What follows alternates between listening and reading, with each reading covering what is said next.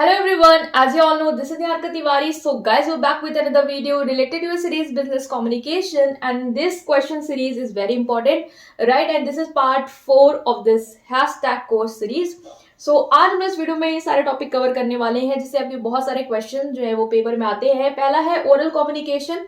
Oral communication की हम लोग मीनिंग, एडवांटेज और डिसएडवांटेज, ये जो टॉपिक है उसे कवर करेंगे। इसके साथ जो ये है आपका रिटन कम्युनिकेशन, रिटन कम्युनिकेशन की भी क्या मीनिंग होती है, इसके क्या एडवांटेजेस हैं, क्या डिसएडवांटेजेस हैं, इसको हम लोग कवर करेंगे। और ये हमें पता है कि ओरल कम्युनिकेशन और रिटन कम्युनिकेशन जो है वो आपके वर्बल कम्युनिकेशन के अंदर आते हैं। तो अगर वर्बल कम्युनिकेशन के भी एडवांटेज डिसएडवांटेज बोलता है तो आप लोग इसको थोड़ा इलेबोरेट करके लिख सकते हैं। तो इस तरीके से क्वेश्चन आपके आ सकते हैं और स्पेसिफिक क्वेश्चन आ सकते हैं कि ओरल कम्युनिकेशन की ही एडवांटेजेस सिर्फ मतलब एक एक टॉपिक को भी उठा के क्वेश्चन फ्रेम आउट हो सकता है, राइट। सो इस क्वेश्चन सीरीज को हम लोग पढ़ने वाले हैं और ये बहुत इंपॉर्टेंट टॉपिक है जिसको हम लोग कवर अप करेंगे। सो इससे पहले वाले पार्ट्स में देखे हैं तो चैनल की प्लेलिस्ट में जाके उसे चेकआउट कर सकते हैं और इस वीडियो को आप लोग सपोर्ट करेंगे। जो इस टाइम का हमारा टारगेट होगा वो हम लोग लेके चलेंगे 400 लाइक्स।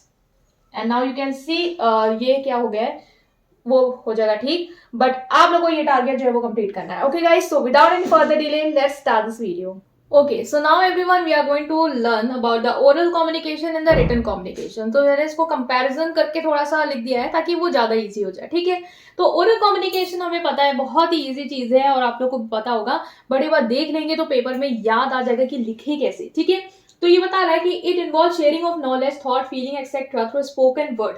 मतलब कि यहाँ पे जो भी आप चीजें शेयर करते, चाहे वो फीलिंग हो, चाहे वो थॉट्स हो, चाहे वो नॉलेज हो, वो आप ओरली कर रहे होते हो, मतलब बोल के, स्पोकन वर्ड के थ्रू, है ना।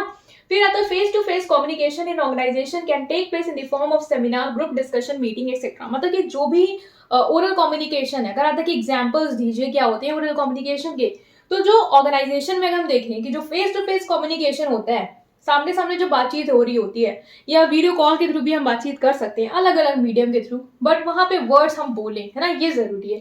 तो जैसे कि सेमिनार हो गया, ग्रुप डिस्कशन हो गया, आपकी मीटिंग्स हो गई, इन सारी जगह पे हम लोग क्या करते हैं, बोल के ही अपनी बातों को रख रहे होते हैं, ठीक है। रिटन कम्युनिकेशन क्या है, when people communicate with each other through written words. यहाँ पे थ्रू स्पोकन वर्ड्स, वहां पे देना है रिटन वर्ड के थ्रू। जब कम्युनिकेट करते हैं तो उसे कहते हैं रिटन कम्युनिकेशन। अब इसके एग्जाम्पल क्या है, इसमें आपका ईमेल आ जाएगा, एप्लीकेशन आ जाएगी, बिजनेस लेटर्स आ जाएंगे, ये सारी चीजें।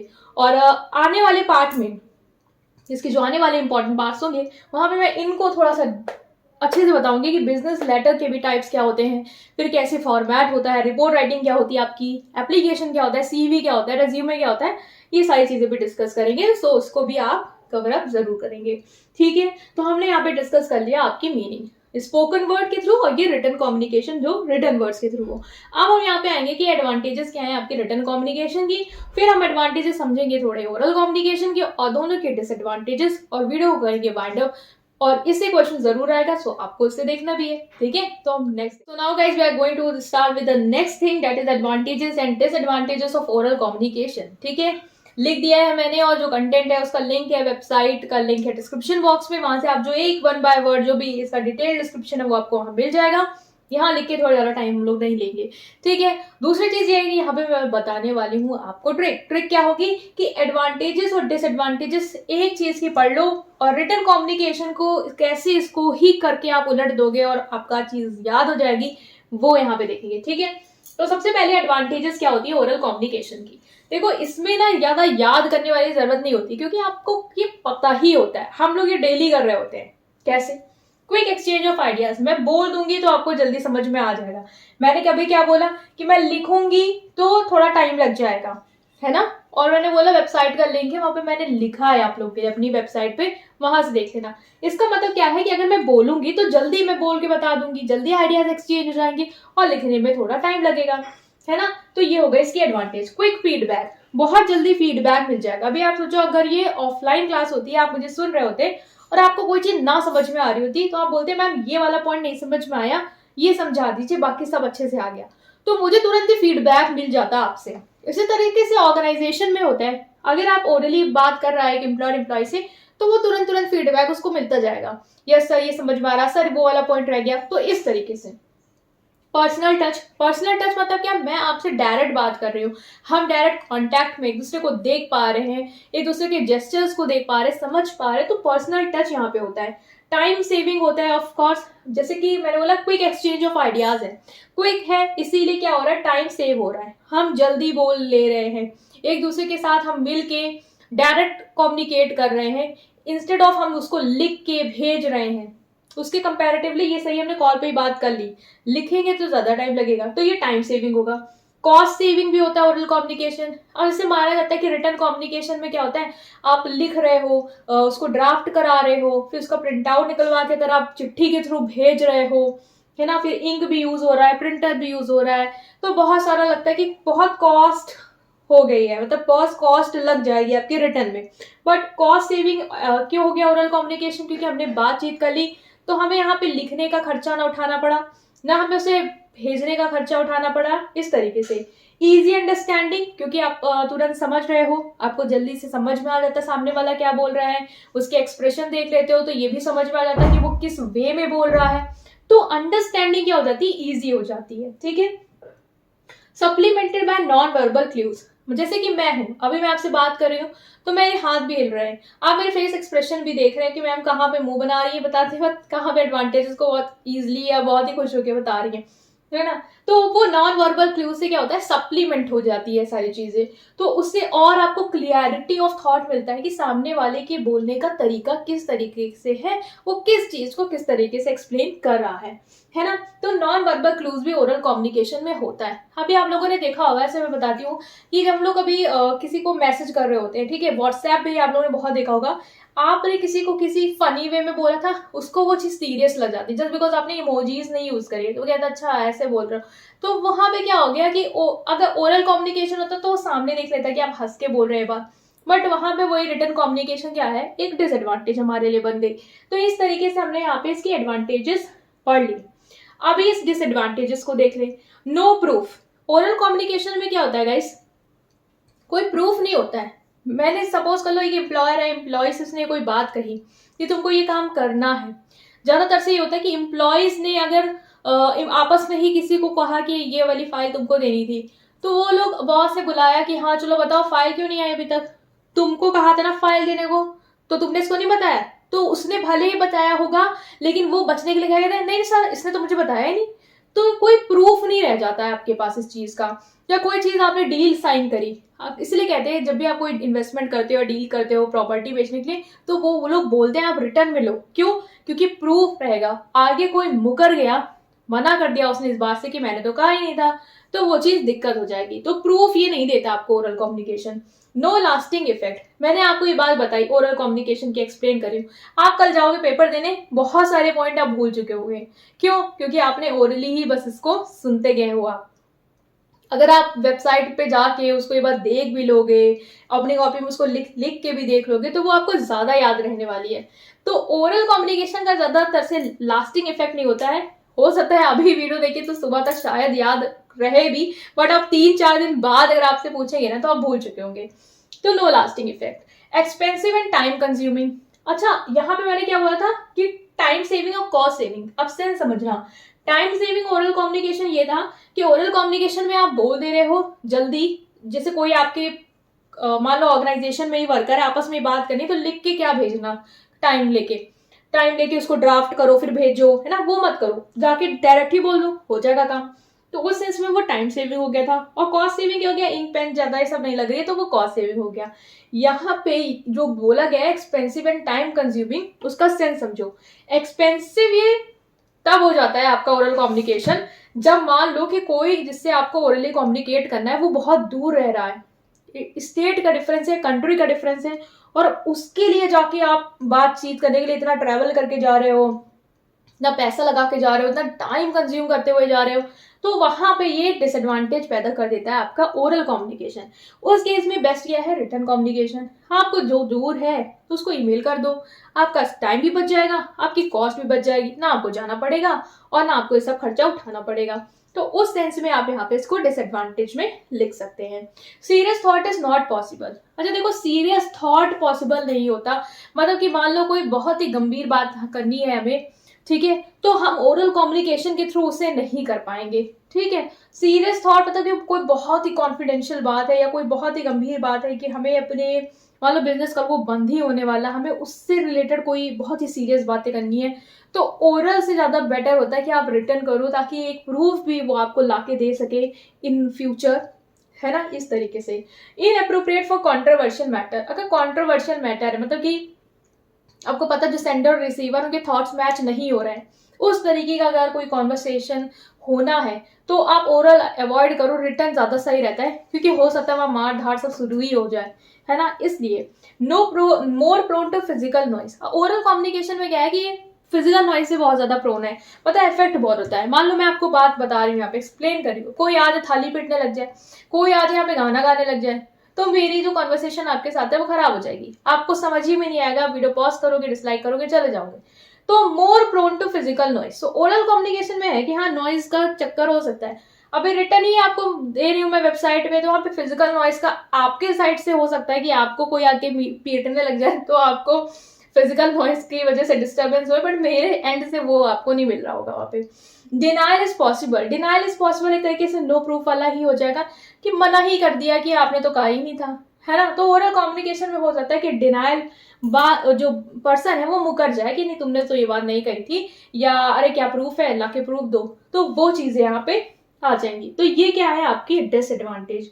अब जिसने इसको अच्छे से समझ लिया वो रिटर्न कम्युनिकेशन को खुद ही एडवांटेज डिसएडवांटेज में ला देगा। अब कैसे लाएगा वो देखते हैं। जैसे यहाँ पे बोला क्विक एक्सचेंज ऑफ आइडियाज, ये किसकी है, एडवांटेज ओरल कम्युनिकेशन की। रिटर्न कम्युनिकेशन में आप लिख सकते हो कि delay in exchange of idea. क्यों delay in exchange of ideas, क्योंकि वहां पे लिखोगे ड्राफ्ट करोगे तो टाइम ले लेगा। क्विक फीडबैक, वहां पे फीडबैक जल्दी मिलेगा नहीं, आप दोगे, अब वो टाइम लेगा, पढ़ेगा, पढ़ने के बाद सोचेगा, फिर आपको बताएगा, है ना। पर्सनल टच वहां नहीं होगा रिटर्न कम्युनिकेशन में, आप डायरेक्ट देख नहीं पा रहे होगे, एक्सप्रेशन देख नहीं पा रहे हो, समझ नहीं पा रहे हो, तो वहां पे लिख सकते हो लैक ऑफ फिजिकल टच। फिर टाइम सेविंग, कॉस्ट सेविंग, वहां पे ले सकते हो मोर टाइम। क्यों मोर टाइम, क्योंकि आप उसको ड्राफ्ट करोगे, फिर उसको भेजोगे, फिर उधर से रिस्पॉन्स आएगा तो टाइम ले लेगा।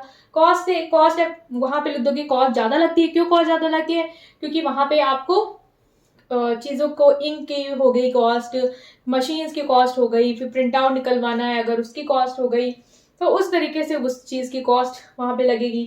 इजी अंडरस्टैंडिंग, ओरल कम्युनिकेशन में अंडरस्टैंडिंग इजी हो जाती है, रिटन कम्युनिकेशन में भी अंडरस्टैंडिंग इजी ही होती है, सो उसको आप ज्यादा मत माइंड करिए।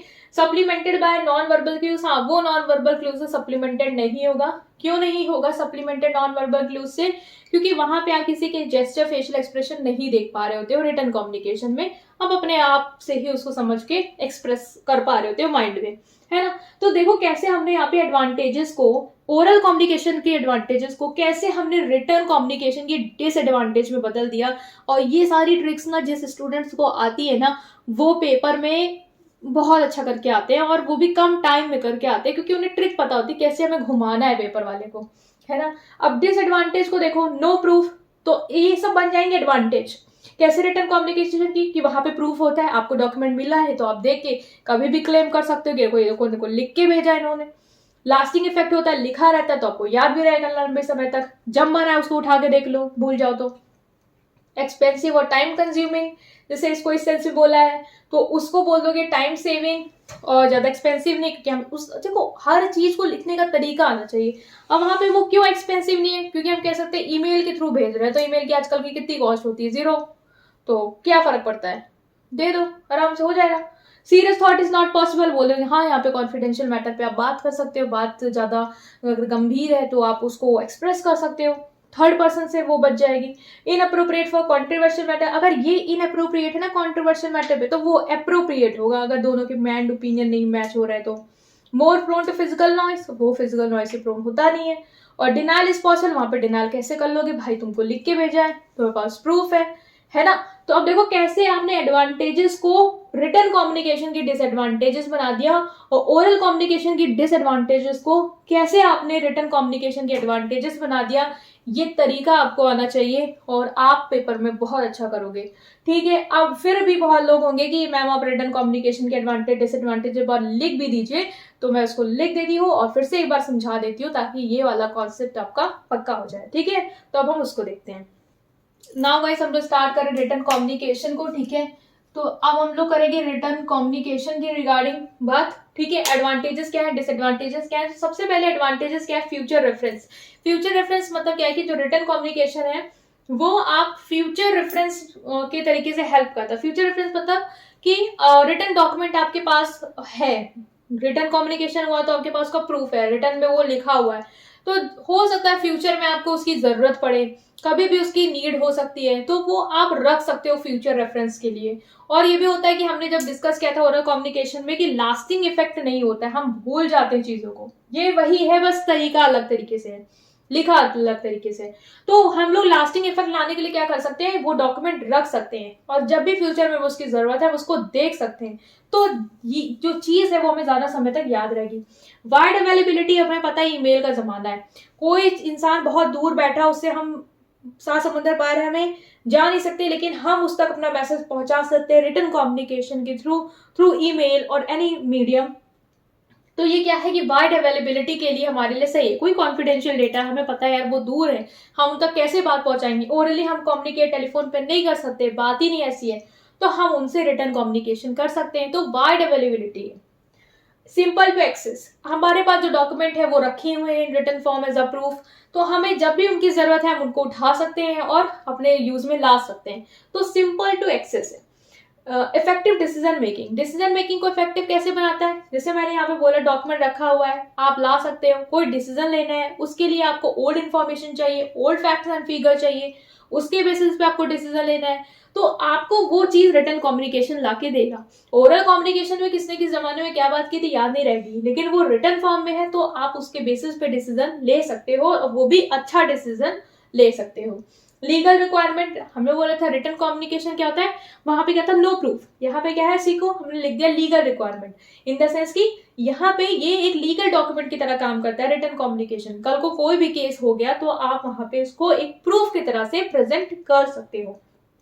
Clarity and comprehension, clarity and comprehension मतलब क्या कि रिटन कम्युनिकेशन आपको एक क्लियरिटी देता है। क्यों, रिटन कम्युनिकेशन आपके सामने चीजें लिखी हुई है, आप बार बार उसको रीड करो, समझो, जब तक नहीं समझ में आती आप टाइम लेके समझो और फिर अपना डिसीजन लो, तो वो आपको एक क्लियरिटी देगा। ओरल में आपको वो कौन क्या बोल गया आप उसे 10 बार रिपीट करने को कहोगे वो नहीं करेगा, बट रिटर्न में आप अपने आप से बार बार उसको देख सकते हो और समझ सकते हो।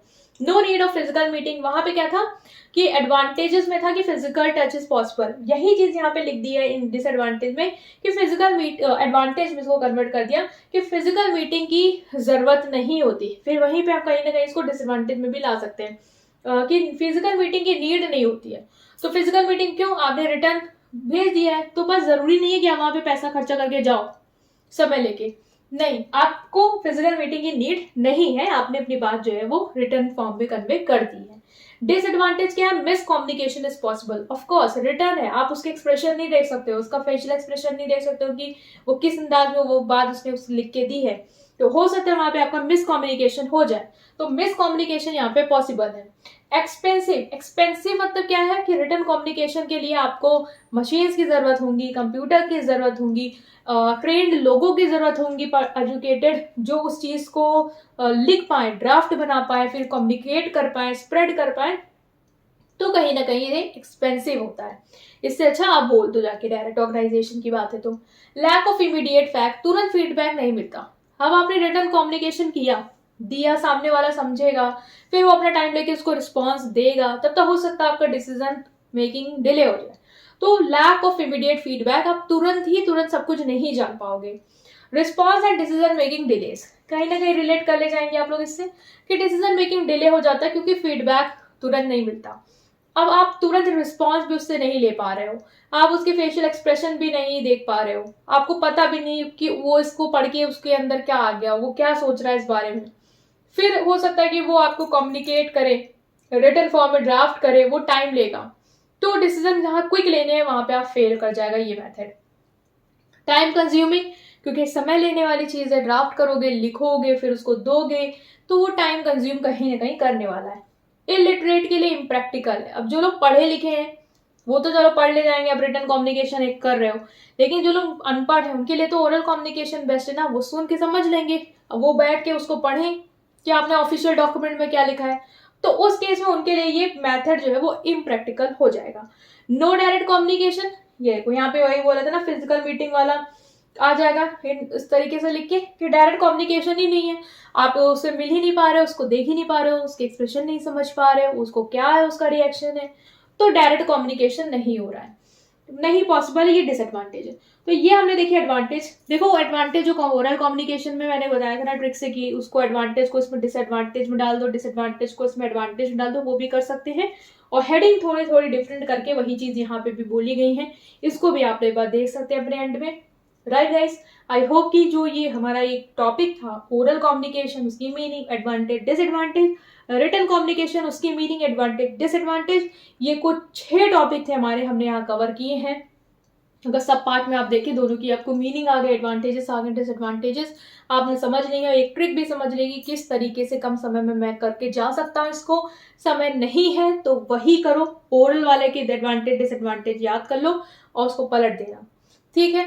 तो यहाँ पे हमने इसको डिस्कस किया है, आई होप कि समझ में आया होगा। इसका स्क्रीनशॉट ले लीजिए, कंटेंट का लिंक है डिस्क्रिप्शन बॉक्स में, जाके ग्रुप ज्वाइन कर लीजिए, वहां पे भी मैंने शेयर कर दिया है, वरना आप डायरेक्ट वेबसाइट पे ही लिंक है, डायरेक्ट आपके सामने कंटेंट ही खुल के आएगा, वहां से आप लोग देख सकते हैं। राइट गाइस, सो अगर आपको ये वीडियो पसंद आई, ये सीरीज पसंद आ रही है, तो आपको इसको लाइक जरूर करना है, अपने फ्रेंड्स के साथ शेयर करना है और चैनल को सब्सक्राइब जरूर करना है। राइट, सो लाइक जरूर करेगा और 400 लाइक्स का टारगेट आप पे पूरा करना है। Thank you.